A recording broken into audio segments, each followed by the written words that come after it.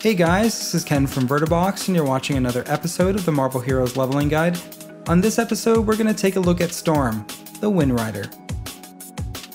Like with all our leveling guides, we're going to give you a basic overview of the character, we're going to tell you which skills are worth investing in, which skills are worth avoiding, and generally give you a sense of how that character plays in the game.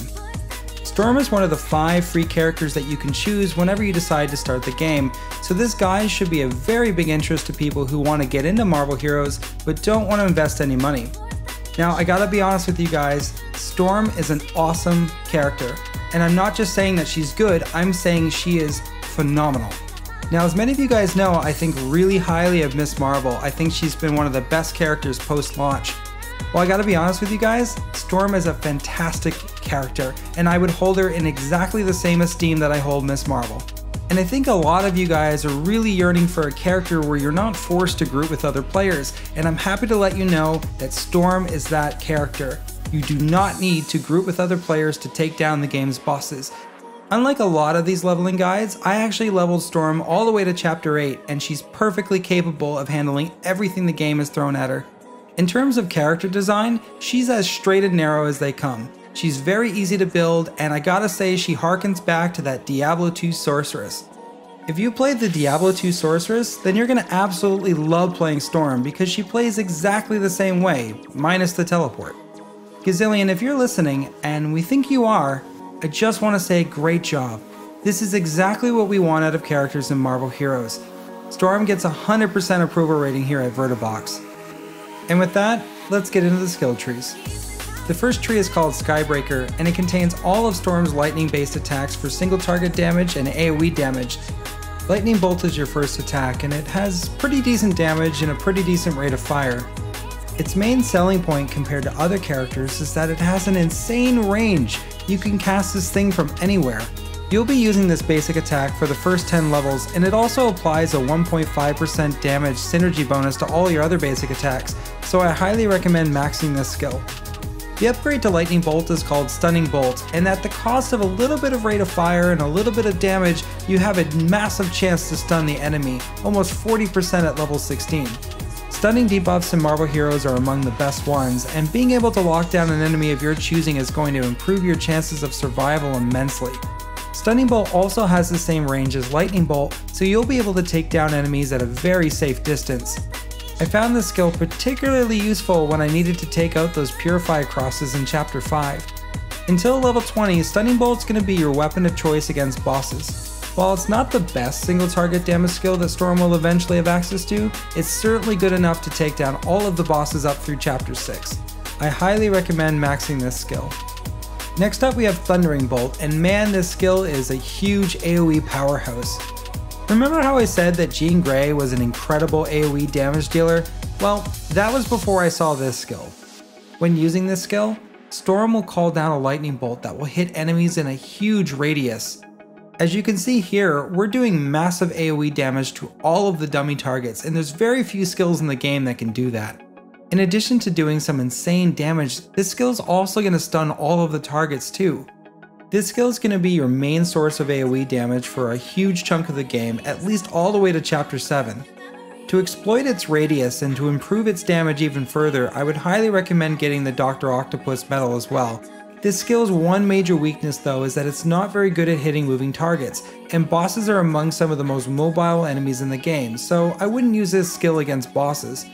Even still, this is going to be your trash pack killer of choice all the way to Chapter 7 100% of the time, and it's going to be a very good skill moving forward after that. I highly recommend maxing this skill. The next skill is Chain Lightning, and it works very similarly to Cyclops' Ricochet Blast. Storm will shoot a lightning bolt at an enemy, and it'll bounce back and forth between enemies 4 times, doing less damage after each bounce. Now, when I unlocked this skill, I thought it was extremely mediocre. As you can see on the screen here, doing 81 damage to everything doesn't seem all that exciting when Thundering Bolt was doing 280 damage to everything. And if I hadn't played this character past level 16, I probably would have told you that the skill was crap and that you should still invest in it for the synergy bonus, but don't use it. But at level 20 guys, especially if you find some gear that boosts its rank, this skill is freaking amazing. While the skill doesn't stun enemies like Thundering Bolt does, it's going to kill them much faster. Because the one thing that this skill doesn't tell you is that the damage scaling is absolutely amazing. And unlike Thundering Bolt, this skill is great against enemies that are very mobile and very spread out across the map because it's going to hit everything.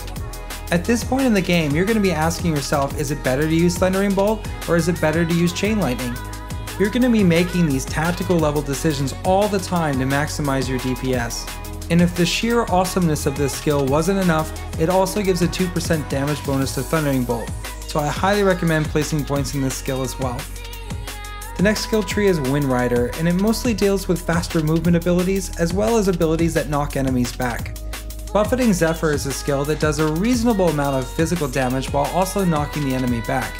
The physical damage component of this skill isn't too bad, it is stronger than your basic attack. However, since this skill costs 15 Spirit, if you were to cast it twice, you're going to get a lot less value out of this skill than you would Thundering Bolt. And in addition to that problem, there are enemies in the game that you would really love to knock back, but can't because they have CC immunity. For all of these reasons, I don't recommend placing any points in this skill. Next up we have Sudden Tornado, which basically does the same thing as Buffeting Zephyr, but instead of knocking them back, it actually throws them up into the air. Believe it or not, I think this skill is even worse, because at least when Buffeting Zephyr works, the enemy's further away from you, but in this case the enemy's going to be the same distance as it was before. The problem with skills like Buffeting Zephyr and Sudden Tornado is that stuns and knockdowns are among the best crowd control abilities in the game. And if your character already has access to stuns, why would you want to pick a skill like this for it? I recommend avoiding this skill too. Sirocco Rush is Storm's movement skill, and this is what really separates Storm from Jean Grey or Scarlet Witch. By having access to one of the best kiting abilities in the game so early on, it's going to make boss fights so much easier. Sirocco Rush is also an excellent skill for moving around the map quickly, getting out of gridlock, and picking up health, spirit, and experience orbs. Like a lot of the other movement skills, it does do some physical damage, it has a stun duration, and it weakens the target, but that's not really the skill's main function, and in most cases you probably won't use it for that reason. I recommend placing one skill point here. Windy Flight is Storm's flying skill, and it works like all the other flying abilities in the game. Other than looking cool and hopping over the odd object in the environment, I'm not really sure why it's necessary to spend any points here. Lightning Rush sounds like it's a lot like Sirocco Rush, but it does a lot of single target damage to a target and also applies a stun effect to it. Since the skill only costs 15 Spirit to cast, I was really hoping that this would be a great replacement to Sirocco Rush. However, the ability works a lot more like Daredevil's leaping attacks, which is not really what I would want on a character like Storm. The distance is also not very far either, which makes Sirocco Rush far superior than this skill. While the damage is most certainly nice, we can achieve very similar damage from our basic attacks or from Thundering Bolt, so I don't really see any purpose to using this skill either. The last skill in the tree is called Gusting Tempest, and I gotta be honest, I kinda like this skill. It creates a sort of wind druid hurricane that knocks enemies back as they get close to you, which will definitely keep your character safe. It's a very good utility skill. My only real problem with the skill is that it costs 35 Spirit, so you can't be casting this and casting everything else at the same time. However, this is a really good safety net skill. While you may not use it most of the time, it will definitely save you from time to time, and for that reason alone I think it's worth one skill point. Lastly, we have the Stormcrafter tree, which mostly deals with slowing down enemies but also has some other miscellaneous abilities. I found this tree to be incredibly underwhelming because slows in this game are just not very good, especially when your character has access to stuns and knockbacks. The first skill in the tree is called Spirited, and it's a passive skill which boosts your spirit regeneration by a certain amount per second. While most characters' passive abilities are just worth 1 point, I think 4 or 5 points makes the most amount of sense here. That's going to give you an extra 2.2 or 2.4 spirit per second, which is going to be so incredibly helpful because one of Storm's major drawbacks is that she consumes a ton of spirit through her attacks. Since Storm doesn't have a whole lot of skills to spend her skill points on anyway, I'd highly recommend this skill. Next we have a skill called Elusive Blasts, which is more or less a carbon copy of Cunning Blast and these types of skills which leap away from enemies while doing some damage. I guess this skill is actually a little bit better because it does do a lot of damage to enemies in a straight line, but really, the leaping effect is so annoying I just can't recommend these skills. Lastly, we have Freezing Tempest, which works a lot like Gusting Tempest, but instead of doing something useful like knocking enemies back, it just slows them down. Part of me has to wonder why Gazillion implements skills like this because they're so obviously inferior to other skills in other trees. And when these kind of slow effects that are worse than stuns or knockdowns don't even work 100% of the time against bosses, it really doesn't incentivize players to pick them. I don't recommend placing any points in this skill. And there you have it, that concludes our leveling guide for Storm. Hopefully by watching this guide you have a pretty good idea how to level Storm, you know what skills are worth investing in, you know what skills are worth avoiding, and you generally have a good sense of how that character plays. Overall, I really enjoyed playing as Storm, and I think you guys are really going to get into the build that we've shown here today.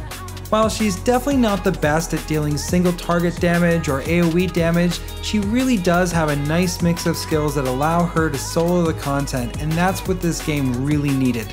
And in case you're wondering, Storm gets even better at level 20 because you'll unlock another basic attack called Lightning Column, which is just amazing. It is really a boss killer. You are going to absolutely kill Magneto and every other boss in the game with ease. Beyond that, Chain Lightning continues to get better, so you'll use that more and more as you progress through the content. And beyond that, a skill called Lightning Storm can be used to do simultaneous burst damage, however it won't really replace Thundering Storm. That skill's just way too good for what it does. I'm personally really excited to take Storm into the endgame. I'm very curious how she compares with Miss Marvel. So what do you guys think of Storm? Do you think she's balanced? Do you think Gazillion has made her overpowered with the recent changes?